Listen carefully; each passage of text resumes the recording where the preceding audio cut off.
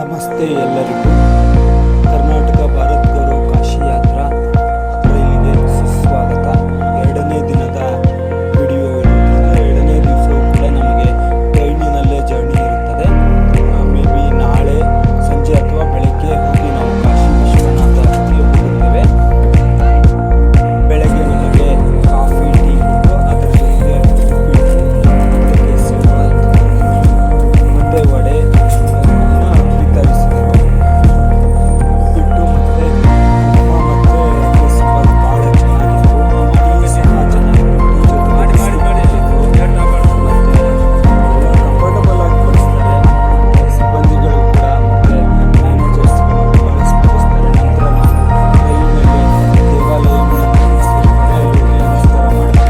ಮತ್ತು ಸಂಜೆ 6:30ಯಿಂದ 7:30 ಭಜನೆ ನಡೆಯುತ್ತೆ. ರೈಲಿನಲ್ಲೇ ಶಿವ, ರಾಮ ಎಲ್ಲ ದೇವರ ಫೋಟೋಗಳನ್ನ ಭಜನೆ ಮಾಡ್ತೀವಿ. ಭಜನೆಯಲ್ಲಿ ನಾವು ಭಾಗವಹಿಸಿದ್ವಿ. ಮತ್ತು ಪ್ರತಿನಿತ್ಯ ಈ ಕೋಚ್ನಲ್ಲಿ ದೇವರನ್ನು ಆರಾಧಿಸುತ್ತಾರೆ, ಪೂಜೆ ಮಾಡ್ತಾರೆ. ಅಲ್ಲಿ ಹೋಗಿ ಎಲ್ಲರ ಜೊತೆ ನಾವು ಭಾಗವಹಿಸಿದ್ವಿ. ನಂತರ ಒಂದು ಹಾಡು ಹಾಡಿದ್ವಿ. ನಂತರ ನಮ್ಮ ಹತ್ರ ಬಂದು ರೈಲ್ವೆ ಸಿಬ್ಬಂದಿಗಳು ನಮಗೆ ID ಕಾರ್ಡ್ ಏನೇನೇ ಕೊಟ್ಟಿದ್ರು ಮತ್ತು ಛತ್ರಿಯನ್ನು ಕೊಡ್ತಾರೆ. ಟೋಪಿ ಮತ್ತು ಛತ್ರಿ ಏಕೆಂದರೆ ನಾವು ಈಗ ಹೋಗ್ತಾ ಇರೋದು ಬೇರೆ ರಾಜ್ಯಕ್ಕೆ. ಆ ರಾಜ್ಯದಲ್ಲಿ ಹೊರಗಡೆ ಹೋದಾಗ ನಮ್ಮವರೇ ಯಾತ್ರಿಗಳೇ ಅಂತ ಗುರುತಿಸೋಕ್ಕೆ ಒಂದು ಟೋಪಿ ಮತ್ತು ಒಂದು ಛತ್ರಿಯನ್ನು ಕೊಡ್ತಾರೆ. ಛತ್ರಿ ಮಳೆ ಅಥವಾ ಬಿಸಿಲು ಜಾಸ್ತಿ ಇದ್ದರೆ ನಮಗೆ ಬಳಸಿಕೊಳ್ಳೋಕ್ಕೆ, ಮತ್ತು ಟೋಪಿ ಗುರುತಿಗಾಗಿ ಕೊಡ್ತಾರೆ. ಮತ್ತು ID ಕಾರ್ಡು ಮತ್ತು ತುಳಸಿ ಮಾಲಾ ಅಂತ ಒಂದು ಸರವನ್ನು ಕೊಡ್ತಾರೆ, ಅದು ಸಹ ಕೊಡ್ತಾರೆ. ಮತ್ತು ಈಗ ಛತ್ರಿ ಮತ್ತು ಟೋಪಿಯನ್ನು ಎಲ್ಲ ಯಾತ್ರಿಗಳಿಗೂ ಕೂಡ ರೈಲ್ವೆ ಮ್ಯಾನೇಜರ್ಗಳು ವಿತರಿಸ್ತಾ ಇದ್ದಾರೆ. ಪ್ರತಿಯೊಬ್ಬರಿಗೂ ಕೂಡ ಕೊಡ್ತಾರೆ. ನಿನ್ನೆ ಉದ್ಘಾಟನೆಗಂತ ನಮ್ಮ ಪಕ್ಕದ ಪ್ಯಾಸೆಂಜರ್ ಒಂದು 4-5 ಜನಕ್ಕೆ ಕೊಟ್ಟಿದ್ದರು. ಇವತ್ತು ಎಲ್ಲ ಯಾತ್ರಿಗಳಿಗೂ ಕೂಡ ಕೊಡ್ತಾ ಇದ್ದಾರೆ. ನಮಗೂ ಸಹ 2 ಟೋಪಿ ಮತ್ತು 2 ಛತ್ರಿಯನ್ನು ಕೊಟ್ಟರು. ಬಹಳ ಚೆನ್ನಾಗಿ ಸ್ಪಂದಿಸುತ್ತಾರೆ. ನಮ್ಮ ತಾಯಿ ಟೋಪಿ ಮತ್ತು ಛತ್ರಿಯನ್ನು ಹಾಕೊಳ್ತಾ ಇದ್ದಾರೆ. ನಂತರ ನಾವು ಹಾಗೆ ಹೊರಟ್ವಿ. ಮಹಾರಾಷ್ಟ್ರದ ಪೂನಾ ದಾಟಿ ಹಾಗೆ ಕಾಶಿಯ ಕಡೆಗೆ ಪ್ರಯಾಣ ಮಾಡುತ್ತಿದ್ದೇವೆ.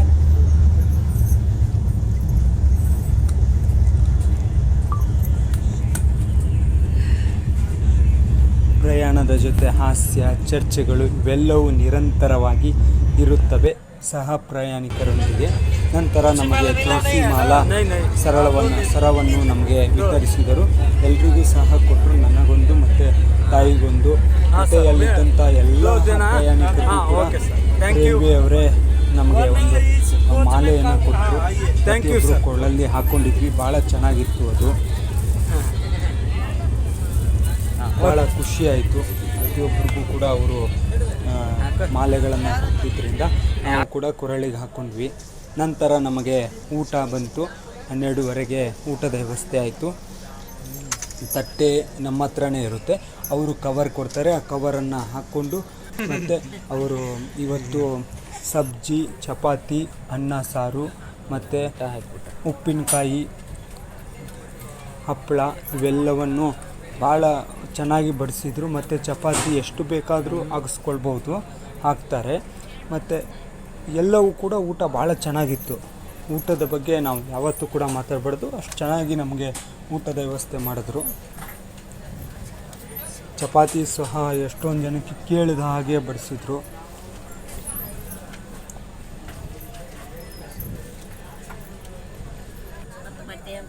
ಅನ್ನ, ಸಾಂಬಾರು, ರಸಗುಲ್ಲ ಸಹ ಕೊಟ್ಟಿದ್ದಾರೆ. ಮಜ್ಜಿಗೆ ಪ್ರತಿಯೊಂದನ್ನು ಕೂಡ ಭಾಳ ಚೆನ್ನಾಗಿ ಕೊಟ್ಟಿದ್ದಾರೆ. ಎಲ್ಲರೂ ಕೂಡ ಬಹಳ ಚೆನ್ನಾಗಿ ಸವಿಯುತ್ತಿದ್ದೇವೆ.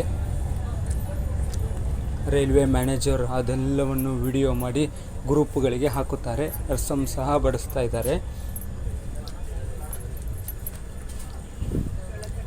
ಮಜ್ಜಿಗೆ ಸಹ ಬಂತು. ಮಜ್ಜಿಗೆಯೂ ಕೂಡ ನಾವು ಎಷ್ಟು ಬೇಕಾದರೂ ಕುಡಿಬೋದು, ಬಡಿಸ್ತಾರೆ. ನಮಗೇನಾದರೂ ಬೇಕಂದ್ರೆ ರೈಲ್ವೆ ಮ್ಯಾನೇಜರ್ ನಮಗೆ ಕೊಡ್ತಾರೆ. ಆ ರೈಲ್ವೆ 5 ನಿಮಿಷಗಳ ಕ್ರಾಸಿಂಗ್ ಇರೋದರಿಂದ ಒಂದು 5 ನಿಮಿಷ ನಮಗೆ ಫ್ರೀಯಾಗಿ ಓಡಾಡೋಕ್ಕೆ ಬಿಟ್ಟಿದ್ರು. ಸ್ವಲ್ಪ ಓಡಾಡಿದ್ವಿ, ವಾಕ್ ಮಾಡಿದ್ವಿ. ದಾರಿ ಮಧ್ಯೆ ಹೆಬ್ಬೆಟ್ಟು ಬೆಟ್ಟ ಕಾಣಿಸ್ತು. ನಂತರ ನಮಗೆ 4 ಗಂಟೆಗೆ ಸ್ನ್ಯಾಕ್ಸ್ ಕೊಟ್ಟರು. ಆನಂತರ ನಾವು ಪ್ರೇಯರ್ಗೆ ಹೋದ್ವಿ. ದೇವರ ಭಜನೆ ಕಾರ್ಯಕ್ರಮ ನಡೆಯಿತು. ಆ ಭಜನೆಯಲ್ಲಿ ನಾವೆಲ್ಲರೂ ಭಾಗವಹಿಸಿದ್ವಿ. ಆರತಿ ನಡೆಯಿತು ಕರಸಿದಂಗೆ. ಮತ್ತು ಎಲ್ಲ ದೇವರಿಗೂ, ರಾಮ, ಜಗನ್ನಾಥ, ಎಲ್ಲ ದೇವರುಗಳಿಗೂ ಜನಗಳು ಕೂಡ ತುಂಬ ಭಕ್ತಿಯಿಂದ ಭಜನೆಗಳನ್ನು ಮಾಡುತ್ತಿದ್ದರು. ಪ್ರತಿನಿತ್ಯ 5:30ಯಿಂದ 6:30ವರೆಗೂ ಟ್ರೈನ್ನಲ್ಲೇ ಭಜನೆ ಇರುತ್ತದೆ. ಈ ಭಜನಾ ಕಾರ್ಯಕ್ರಮದಲ್ಲಿ ಎಲ್ಲರೂ ಭಾಗವಹಿಸಿದ್ವಿ. ಮತ್ತು ಪೂಜಾ ಆರತಿಯೂ ಕೂಡ ಇತ್ತು. ಹಾಗೆ ಅಲ್ಲಿ ಪೂಜಾರಿಗಳು ಕೂಡ ಇದ್ದರು. ಅವರು ಪ್ರತಿನಿತ್ಯ ಶ್ರದ್ಧೆಯಿಂದ ಪೂಜಾ ಭಕ್ತಿಯಿಂದ ಮಾಡ್ತಾಯಿದ್ರು. ಅದನ್ನೆಲ್ಲ ನೋಡಿದ್ವಿ. ಅಂದರೆ ನಾವು ಕಾಶಿಗೆ ಹೋಗುವಾಗ ದಿನವೂ ಕೂಡ ಇಲ್ಲಿ ಬೆಳಗ್ಗೆ ಮತ್ತು ರಾತ್ರಿ ಭಜನೆ ನಡೆಯುತ್ತದೆ ಟ್ರೈನಲ್ಲಿ. ಭಾಗವಹಿಸುವವರು ಎಲ್ಲರೂ ಕೂಡ ಭಾಗವಹಿಸ್ಬೋದು. ಮತ್ತು ನಾವೇನಾದರೂ ಹಾಡುಗಳನ್ನು ಹಾಡೋರಿದ್ದರೂ ಕೂಡ ಹಾಡ್ಬೋದು. ಇಲ್ಲೆಲ್ಲ ಜನ ಹಾಡುಗಳನ್ನು ಹಾಡುತ್ತಿದ್ದರು. ಮತ್ತು ಡೋಲುಗಳು ಅವೆಲ್ಲವೂ ಕೂಡ ಇದ್ದವು. ಎಲ್ಲರೂ ಕೂಡ ಭಾಗವಹಿಸಿದ್ರು. 1 ಅವರ್ ಇರುತ್ತೆ. ಇದಕ್ಕೆ ಸಿಬ್ಬಂದಿಗಳು ಕೂಡ ತುಂಬ ಸ್ಪಂದಿಸಿದ್ರು. ಅವರು ಕೂಡ ನಮಗೆ ಅವಕಾಶ ಕೊಟ್ಟರು. ಎಲ್ಲ ಕೂಡ ಜನಗಳು ನಿಂತ್ಕೊಂಡು ರಾಮ ಭಜನೆ ಅವೆಲ್ಲ ಶಿವನ ಭಜನೆಗಳನ್ನು ಹಾಡುತ್ತಿದ್ದರು. ಎಲ್ಲ ಭಕ್ತಿಯಿಂದ ಎಲ್ಲರೂ ಭಜನೆ ಮಾಡ್ತಿದ್ರು. ತುಂಬ ಜನ ಇದನ್ನು ನೋಡಿಬಿಟ್ಟು ಸಂತೋಷದಿಂದ ಹೋಗ್ತಿದ್ರು. ಮತ್ತು ಇಡೀ ಟ್ರೈನೆಲ್ಲ ಒಂದು ಭಜನೆಮಯವಾಗಿತ್ತು. ಭಾಳ ಸಂತೋಷವಾಯಿತು. ಮನೋರಂಜನೆಯೂ ಕೂಡ ಬಹಳ ಚೆನ್ನಾಗಿತ್ತು. ಭಾಳ ಭಕ್ತಿಭಾವದಿಂದ ಕೂಡಿತ್ತು. ಎಲ್ಲ ಕೋರ್ಸ್ಗಳಲ್ಲಿರುವಂಥ ಜನಗಳು ಕೂಡ ಇಲ್ಲಿ ಬಂದು ಆಶೀರ್ವಾದ ಪಡೆಯುತ್ತಿದ್ದರು. ಇದಕ್ಕೆ ಒಬ್ಬರು ಸಿಬ್ಬಂದಿ ಸಹ ಇದ್ದರು. ಅದ್ರ ಜೊತೆಗೆ ಒಬ್ಬರು ಪೂಜಾರಿ ಸಹ ಇದ್ದರು. ಅವರು ಆರತಿಗಳನ್ನು ಸಹ ಮಾಡುತ್ತಾರೆ. ಮತ್ತು ಎಲ್ಲರೂ ಕೂಡ ಚಿಕ್ಕವರು, ದೊಡ್ಡವರು, ವಯಸ್ಸಾದವರು, ಹಿರಿಯ ನಾಗರಿಕರು ಎಲ್ಲರೂ ಕೂಡ ಭಜನೆಯಲ್ಲಿ ಭಾಗವಹಿಸಿ ಅವರು ಕೂಡ ಭಜನೆಗಳನ್ನು ಹೇಳ್ತಿದ್ರು. ಇದು ಬಹಳ ಇಷ್ಟ ಆಯಿತು. IRTC ಅವರು ಅದಕ್ಕಂತ ಒಬ್ಬರು ಗಾರ್ಡನ್ನೇ ನೇಮಕಾಗಿದ್ದರು. ಅವರು ಪ್ರತಿನಿತ್ಯ ಪೂಜಾ ಸಹಾಯಕವಾಗಿ ಇರ್ತಿದ್ರು. ಅರ್ಚಕರಿಗೆ ಸಹಾಯಕವಾಗಿ ಕೆಲಸ ಮಾಡ್ತಿದ್ರು. ಇದು ತುಂಬ ಇಷ್ಟ ಆಯಿತು. ಅಂದರೆ ಭಗವಂತನ ನೋಡಲಿಕ್ಕೆ ನಾವು ಹೋಗ್ತಾ ಇದ್ದೀವಿ ಅಂದರೆ ಭಗವಂತನ ಆರಾಧಿಸುವಂಥ ಒಂದು ಕೋಚೆ ಕೊಟ್ಟಿದ್ದರಿಂದ ಭಾಳ ಅನುಕೂಲವಾಯಿತು.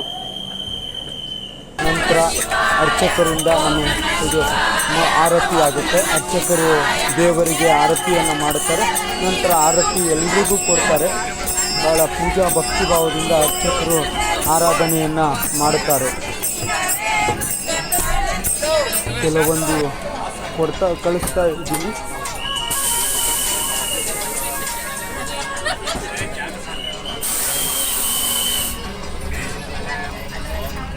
ಭಕ್ತಿಭಾವದಿಂದ ಎಲ್ಲವನ್ನು ತೋರಿಸ್ತಾ ಇದ್ರು.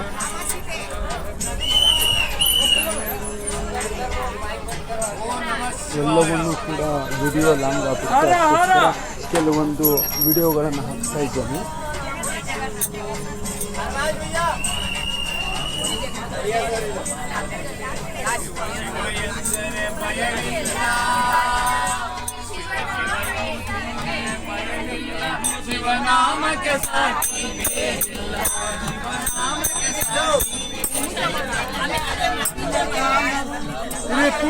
ಪೂಜಾ ಆಗ್ತಿಲ್ಲ.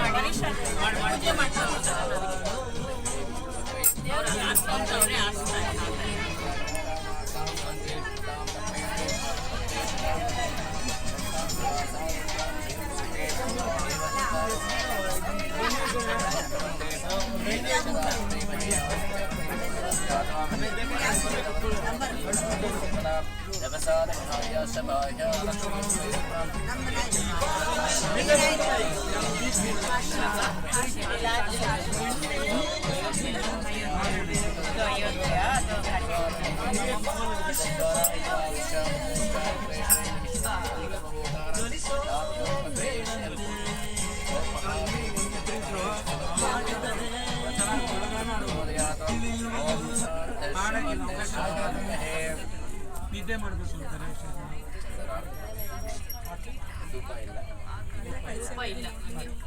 ओम विज्ञानग्रमयतन्तु देवतान् निर्माणप्रथमाधिहासन्ने देशनाहं महिमानुशरन्ते यत्र भवन्ति साध्यासन्ति देवाः ओम शान्तिः ओम मर्यादानन्तरायाय सर्वस्वभूतिं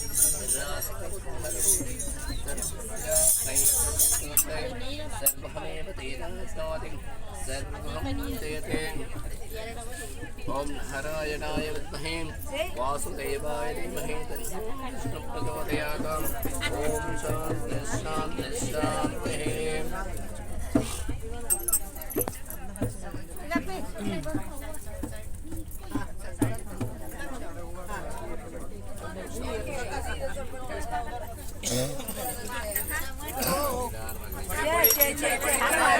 ಮಾಡಬೇಡ್ರಿ ನಿಧಾನ ತಗೋರಿ ಈ ಕಡೆ ಒಂಚೂರು ಹಂಗೆ ಕೊಡಿ ಹಂಗೆ ರಾಮಚಂದ್ರ ಕಿ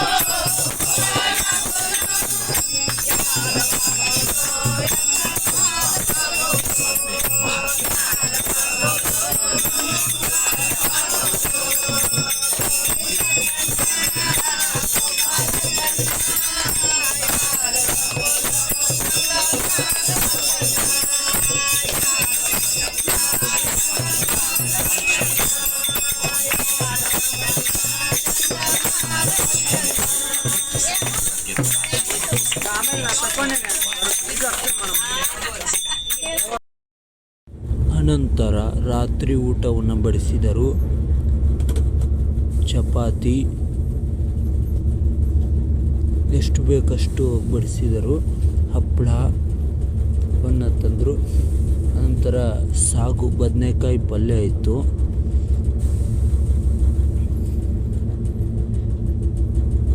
ಪಲಾವು, ಮೊಸರು ಬಜ್ಜಿ ಇವೆಲ್ಲವನ್ನು ಬಡಿಸಿದ್ರು. ಹೊಟ್ಟೆ ತುಂಬ ಊಟ ಮಾಡಿದ್ವಿ. ಕ್ಯಾಂಟೀನ್ ಮ್ಯಾನೇಜರ್ ಸಹ ಬಂದು ಕೇಳಿದ್ರು, ಎಷ್ಟು ಬೇಕು ಅಷ್ಟು ಹಾಕಿಸ್ಕೊಳ್ಳಿ, ನೀವು ಬೇಕಾದರೂ ತೊಗೊಳ್ಳಿ ಅಂದರು. ಇಲ್ಲ ಸರ್ ಸಾಕು ಅಂತ ನಾವೇ ಹೇಳಿದ್ವಿ. ಕಂಫರ್ಟಬಲ್ ಆಗಿ ಬಡಿಸ್ತಾರೆ.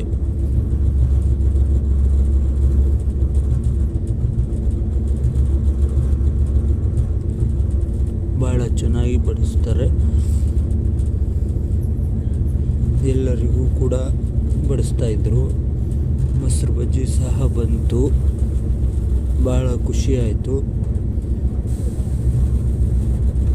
ಚೆನ್ನಾಗಿ ಬಡಿಸ್ತಾರೆ.